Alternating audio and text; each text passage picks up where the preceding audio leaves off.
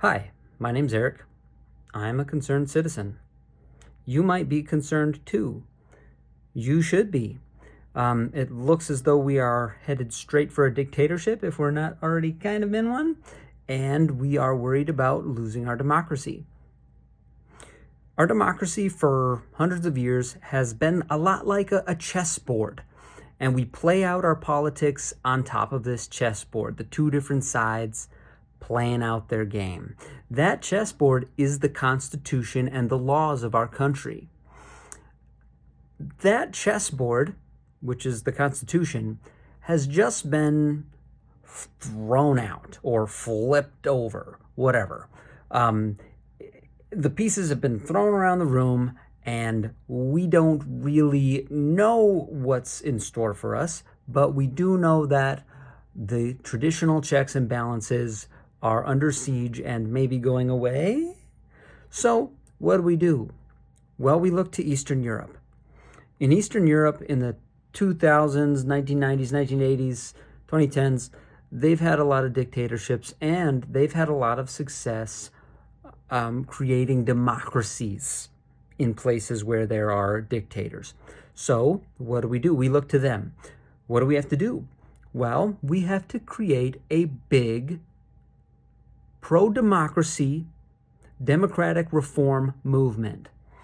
One thing to keep in mind here is that Americans don't know how to live in a dictatorship. It's like it's new to us. It's like we don't know what we're doing. So one thing to keep in mind is that your opinion doesn't really matter as much anymore. And neither does your family, your neighbors, or like your angry uncle, right? So those old culture war divides, we should just let those go, because it doesn't matter if you convince your uncle to be pro gun control or whatever your issue is. Like, it doesn't matter anymore, because your voice doesn't matter and your uncle's voice doesn't matter. So what do? We come together. We create a big tent pro-democracy movement that demands democratic reforms, a reestablishment of checks and balances, campaign finance reform to get billionaire money out of our politics. If we could also create media reform like we had in the 60s, 70s, 80s with the fairness doctrine, stuff like that.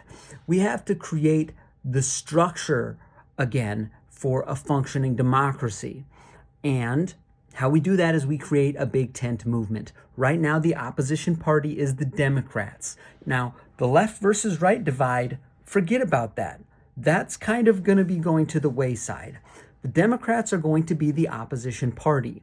We have to pile into the Democratic Party. Even if you are traditionally a right-wing voter, here's the thing to keep you right-wing voters listening. We need to do power sharing with you. If you're going to come over to our pro-democracy movement, we have to listen to the right. We have to moderate our views on the left.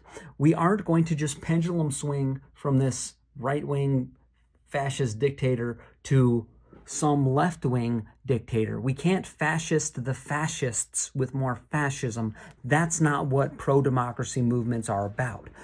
Democracy is about listening to our citizens. And if we have the right wing or people from the right wing, pro-gun people, pro-life people, I had a bunch of those people at our protests the other day.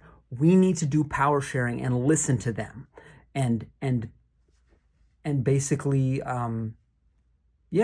let them know that we hear them and that we aren't going to pendulum swing all the way over to the left.